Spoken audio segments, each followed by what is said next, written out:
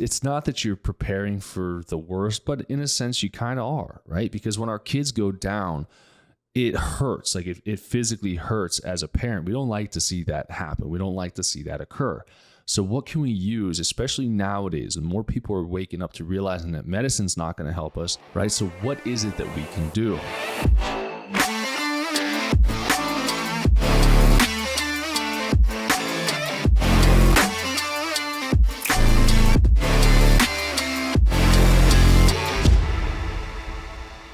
All right, everybody, welcome to another episode of the Doc Jacque Show. And so today is going to be a fun podcast episode. And if you're driving while you're listening to this, I'll try to have my team put in the show notes, some of the ingredients and things like that for you to be able to kind of take home and use this quote unquote cold and flu season. This also comes at a very amazing time because we just had, so Sage, our daughter, came home yesterday. She was totally fine yesterday morning, spiked a fever of like a 101 or something like that, 101.8, maybe 102 or so. We got her from school. We put her down and gave her some herbs and things. And my wife and I, Megan and I, were like, yeah, she's going to be fine first thing in the morning. Sure enough, she woke up first thing in the morning. She was a little terror in a good way. She's just full of energy and was ready to go.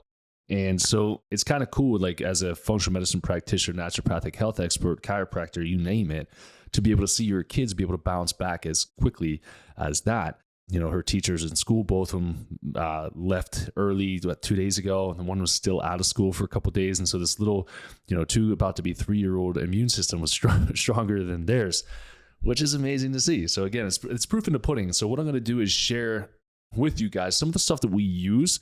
And there's a lot of resources that you can use as well. And there's actually somebody who I was talking to this morning. Her name is Callie Bennett, and she is Navajo that we met up in Flagstaff. And we were talking back and forth. And if you're watching like the recording of it, we were talking about the Native American herbalist Bible and some of the things that they use to heal and treat and things like that. And I'm like, all right, I'm going to do an episode on that because I think it's really important. And it's important to just have some of this stuff on hand. So we'll go over different blends, decoctions, things like that you can make to have on hand that's safe for you to take as well as your kiddos. Okay, you just have to kind of half the doses and things. That's kind of the general rule of thumb, half whatever the adult dose is, especially when you're using like more holistic herbs. So I wanted to start off by talking about the topic of fevers. And I know I have talked about this, and you've probably seen this, and everyone's worried about fevers, and realistically, you shouldn't. You should respect the fever for what it is, right? The fever is our body's innate intelligence within us saying, hey, something came in, something's trying to take hold, and so my plan of attack is going to be to burn this thing out of the body. And too many people are quick to jump to reducing the fever. And what that's going to do is actually prolong the length of infection, prolong the duration of symptoms. It may decrease the severity of the symptoms, but it drags it out for a longer period of time. For our daughter, we didn't do anything to reduce her fever. We just gave her a bunch of food. She was eating like crazy, plenty of water, electrolytes, things like that, and just laid her down, let her body do its thing. And now it's hard as a parent. I'm not insensitive. It stinks seeing her down, but I know that God put that immune system inside her for a reason. And the more things that she's exposed to as a child, the stronger her immune system is going to be. So parents out there, if you have kids, don't fear the fever. Don't fear it. Okay. I had one that went up to 104.5 last year, and I was fine within a day. I was fine. Right? I had to rehydrate because I was hot. I was sweating like crazy, but the fever is there to help us along the way. So I'm going to give you a fever reducing blend, if you will, but I'm going to urge you, don't interfere with the fever. This is just to be a replacement, as if you were going to give them Tylenol or some form of like acetaminophen or something like that to reduce a child's fever. If you're using Tylenol, things like that, you can actually increase your risk of autism when that kid. You can cause neurological damage due to those medications. Now, why they're still on the shelf to begin with, I really have no idea. And I don't know why they think that it's safe for kids to take that stuff anyways, because of the well-known risks. So as we're going through our blends and things today, I'm going to start off with something and someone that for me has been popping up all over Instagram, and I love and respect her and what she has to offer. Her name is Barbara O'Neill. They're trying to ban her. She's located down in Alabama, I believe. And she's putting a lot of really great information, a lot of really great free stuff out there, really great content. So the first thing I'm going to put out there is her flu bomb recipe. Okay, so I'm going to go through bit by bit, and I'm going to read it here. But what we're looking at here for the flu bomb is we're going to want 1 whole lemon, 1 teaspoon of honey, 1 drop of eucalyptus oil, and to start, about a 1/4 teaspoon of cayenne. Okay, you can go up to a full teaspoon of cayenne if you're pretty strong, if you feel like you can handle it, but especially for kids, don't make it too spicy. Cayenne is going to be nice for the heat induction, but cayenne's actually a catalyst to try to help the herbs work more efficiently within the body. Plus, it causes vasodilation, so it's going to bring more of that medicine, if you will, to other areas of the body and help to clear it out. Okay. The other thing you're going to use is 4 smashed cloves of garlic. Okay, so 4 garlic cloves smashed, a teaspoon of freshly grated ginger, and then a teaspoon of fresh turmeric. Now, if you can't find turmeric that's fresh, you can use a powder, do the same thing, 1 teaspoon of that. And basically what you're going to do is put all of those ingredients into a pot. You're going to pour a 1/2 cup of boiling water over the ingredients, and you're going to steep it for about 10 to 15 minutes. Then you're going to strain the liquid and store it. Now, this makes kind of a concentrate, if you will. So you're then going to take a 1/4 of this mixture. Okay, so whatever you measured out in a 1/4 of this mixture, and you're going to put it into some boiling water. You're going to let it kind of steep, stir it a little bit, kind of mix it all in, and then you're going to drink it. Okay, don't drink it when it's scalding hot, but just drink it when it starts to warm up. And you can do that, 3-4 times a day or so. So what you make first thing in the morning, you can actually have it finished by the end of the day. You just pulse it throughout the day. Okay, so that's going to be your flu bomb. So that's going to help with, on all fronts. Honey has a whole bunch of antibacterial properties. It's got propolis in there as well, especially if you're using local. If you have allergies or anything like that, it's going to boost the local immunity there too. Eucalyptus is a kind of a cure-all too. The more you learn, the more you read about it. It's very powerful. It doesn't matter if you're using like a doTERRA or a Young Living, or don't split hairs here. Just find some good quality eucalyptus oil. Cayenne, same thing. Garlic cloves, make sure you get some good garlic cloves. Ginger and turmeric, right? Ginger and turmeric. Ginger is used in a lot of traditional Chinese herbs for throats, coughs, colds, etc. It's great for the digestive tract too. Turmeric is great for anti-inflammatory properties. So if there's any swelling in the back of the throat due to the cough and cold, turmeric will help to soothe that, as well as help, turmeric, because it has curcumin in it, can help to kill internal infections too. So if you have any stomach bugs that are currently present within the body, turmeric can help to reduce those threats and push them out as well. So there's a lot of ingredients in there, pretty easy to make, and it's going to ultimately help you to get and or overcome any colds that you might have. Okay, and the ones I've chosen as well, there's some that I use, but I have a whole dry herb like pharmacy basically in our house. I have a full herbal tincture. I have tinctures up there. I've got dry herbs. I've got supplements. I've got extracts. I've got like everything. I basically have an apothecary in the house. It's pretty fun, actually. And my neighbors get to benefit from it because I'll give them little tea blends. But I'm using these recipes and these ingredients. I chose these ones specifically because the ingredients are going to be easier to be able to find. Okay. Next one is going to be the fever tea. Okay. So this one is something you can make. Okay. And what you're going to use is a teaspoon of echinacea, 1 cup of water, 1 teaspoon of white willow root, and you combine the roots and cover it in a pan and bring it to a boil. Then you reduce it low and slow for about 30 minutes. Then you strain it, and you take a 1/2 cup 4 times a day to reduce a fever. Okay, now again, when to use this one is almost at never, but say for example, your kid went from 98.6 perfect all the way up to 105 in an hour. And you're like, holy crap, how did this happen? What do I do? How do I bring this down? And you start losing your mind, and your kid's in a ton of pain. You can see they're just falling apart. And you're like, what do I do? Have these things on hand so that if that does happen, you can use natural blends. You don't have to worry about reading the ingredients like you would have to do at a store. You don't have to look for the artificial colorings and flavorings and Red 40, etc. in there. You can actually use natural ingredients and have it on hand to help reduce your child's fever. So you shouldn't ever really need to use this, but in a pinch, it's not a bad idea to have these herbs on hand, just a couple of them. Grab them out of your pantry, throw them in some water, steep it for the kid, and serve it to them about 4 times a day. and that can help them reduce the fever, help to take some of the pain away, and again, try to get them to sleep, because sleep is one of the best ways too that you can help to reduce a fever. Also, small foods, small meals, even if it's just like a handful of berries, try to get them something in, and that'll help to lower that fever down for you. Okay. On to the next one. So this one's just fun. So this is a quick acting Mullein cough syrup. This is something I was thinking about yesterday because our daughter was a stomach thing that she had. Totally fine today. And I'm like, why don't they make good quality cough syrup? I'm like, why don't I make a good quality cough syrup? It just makes sense. And it's not hard to do. So I chose this one in particular. There's a ton of other ones, especially if you saw that book, The Native American Herbalist Bible. There's a ton of different teas in there. There's some expectorant teas to try to help reduce stuff. There's some to help moisten a dry cough. There's all kinds that you can use, but this one in particular is going to be beneficial because it works for pretty much everything.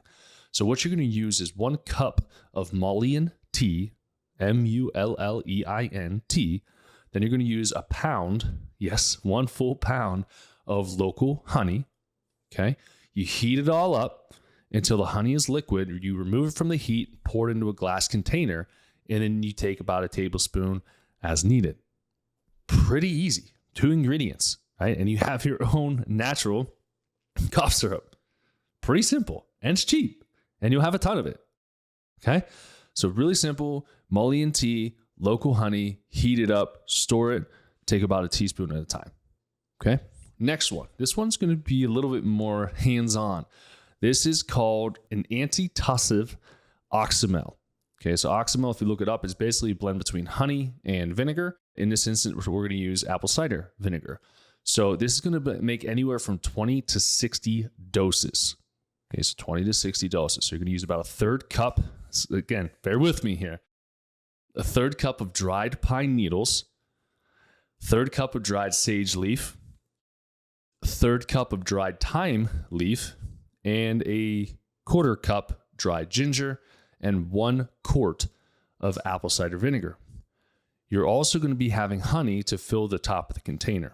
So what you do is you basically fill the jar 4/5 of the way with vinegar. So you get the jar, add the vinegar, and then you bring honey in to top it off. Okay.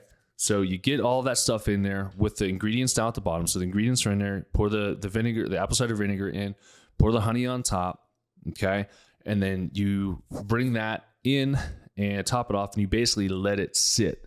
They call it macerate, but you let it sit for about 4 weeks or so. So this is something that if you didn't get to it by school season, you can use it for Thanksgiving time, Christmas time, New Year's time. Again, you can use it for yourself, for your kids, etc. But this is something, it takes time to make this, so don't rush it. Put a timestamp on the jar that you use. I usually use mason jars because it's nice and sealed tight. Do that, and then basically what you're going to do is mix it up, strain it, and then you're going to add it to its own little bottle, and you're going to take 1 to 3 tablespoons as needed. So there's a lot of things you can do in the natural realm of things. And so teas are really beneficial. Some other things you can get too, you can get elderberry syrup. You can create your own elderberry syrup. There's actually some recipes for that in that Native American Herbalist Bible. But you can use elderberry syrup. You can use echinacea as well. And some of the things that we have on hand for quick access that we will give is, again, like the biocidin. It's a broad spectrum antimicrobial, so we'll use some of that. We'll use albizia. It's great for inflammatory processes, great for upper respiratory tract. We'll use, the echinacea in there as well. Then we'll use vitamin C, so C plus biofizz. That's pretty much what we use, maybe the occasional silver in there. But again, when we have these things on hand, it's not that you're preparing for the worst, but in a sense you kind of are, right? Because when our kids go down, it hurts. Like it physically hurts as a parent. We don't like to see that happen. We don't like to see that occur. So what can we use, especially nowadays, and more people are waking up to realizing that medicine's not going to help us. The V word is not going to help us. Try not to get censored there, right? So what is it that we can do? So the other thing is, again, I've said in a previous episode, and if you haven't watched it yet or listened to it yet, go back and listen to it because this is all in a part of a series. But if your kid is constantly sick over and over and over again, you may require further testing. Now, this stuff can still work at helping to reduce some of the symptoms, but if your kid's sick like 20 times throughout the year, or they get sick and it lasts for 2, 3, 4 months or so, running a stool test analysis can be very beneficial for a child. Okay, you can see if there's any type of infections that are present, candida overgrowth. Obviously, for children, we want to make sure they're eating a healthy diet as well. It's actually funny. I talked to a patient yesterday who's saying their daughter eats healthier than they do, and now they eat like their daughter does because it's healthier, because she's under care. So we want to have these healthy lifestyles that are already happening. And then if we run into a cold, these are some things that you can do to try to help and soothe the body. Okay. Now a segue, this is like cough and cold and things, but for whatever reason, that the latest craze right now is the stomach bug stuff. So what do we do for stomach bugs? So people are dealing with really bad diarrhea, gas pains, bloating as well. So what do we do? What can we do to try to help? So the first thing I would say is if you have some form of a binder, be that a chlorophyll, bentonite clay, charcoal, something like that can help to bind some of the toxins that may be being released from some form of infection from within. Then you can do things like a biocidin for kids, or for adults, you can do some silver and stuff as well. But to try to stop the severity of the diarrhea, I like to use a product known as Phlorimyces, and it has Saccharomyces boulardii in it, which is something that will boost the immune system and it will tighten the stool as well. So fiber, Phlorimyces, 2 go-tos, and then drink aloe vera juice, like actual aloe vera juice. And my favorite brand in that is Lily of the Desert. But if you get something like that, and it's going to be like you're calming down an internal sunburn, right? It calms it down, allows for the body to be able to rest and heal a little bit, and then get some like dry, bland foods kind of in the diet as well. We can do grilled chicken breast. We can do organic white jasmine rice, and just try to get some form of nutrients in. And then something that's also really beneficial is going to be some broth. You can do different broth, whether it's bone broth, or I wouldn't do the protein per se. I would do actual broth. So that way you can coat and calm the GI tract. But remember, there's things that can happen. We can stumble across bad luck, and we can have symptoms that come about, or we can set ourselves up for failure by not taking care of ourselves. When we're hearing about these new strains of whatever it is that's coming out, there's honestly 2 to 3 type of people that are out there. There's people who are fearful, right? That are just like, oh my gosh, I heard it's coming, and it's in London. It has to be here now, and I'm going to have the symptoms now, and I think I feel it. And you're taking your temperature 24/7. You're like, I think I have it. I think I got it. And like, no, you don't. So there's the hypochondriac, right? Where they think they already have it already before it's ever even been created. You have the people in the middle who they don't care. They're just saying, oh, whatever, not a big deal. And then you have the people who are like, bring it on. I'm not worried about that. If I get it, whatever, it's going to be a day, 2 days, whatever. And I'm going to have some time to rest and maybe hang out with the family. And then you're back to it, right? So it's setting your life up for success is not what do you do when you're sick. It's what do you do prior to becoming sick. And that is what dictates if you do contract the infection, as well as the severity of the symptoms, right? Make sure that you're exposing yourself to germs. One of the best ways to boost your immune system, it sounds crazy, but it's going to the gym. Right? You're going to be surrounded by a ton of people, no matter where your gym is. We go to Lifetime, and it's pretty clean, but there's dust that sits on top of machines for like 2, 3, 4 weeks at a time, right? And then you're counting on people wiping down their benches and stuff that are sweating. There's perfumes and colognes, and there's a whole mixture of all in the gym. But what happens is you're exposing yourself. It's like a titration. You're slowly exposing yourself to certain things. And you could be exposing yourself to people with an active infection. You could be exposing yourself to people who are just overcoming something or just starting to express symptoms. And what that's doing is slowly exposing your body to a pathogen, right? And so when your body recognizes it, as long as you nourish your body beforehand, right, your body will start to produce antibodies to attack it. That's how our body is designed. We attack what is without, or what is from outside. If we have threats, our body mounts an attack and goes after it and kills it. Really easy.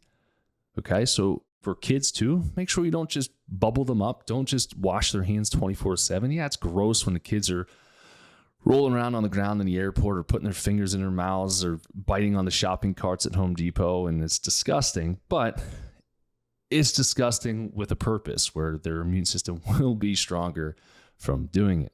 Okay. So don't just, be a germaphobe for your kids. Let your kids be exposed to these things, because you're setting their immune systems up for success, not just now, but years and years and years to come. Okay, so we always want to have a top-notch immune system.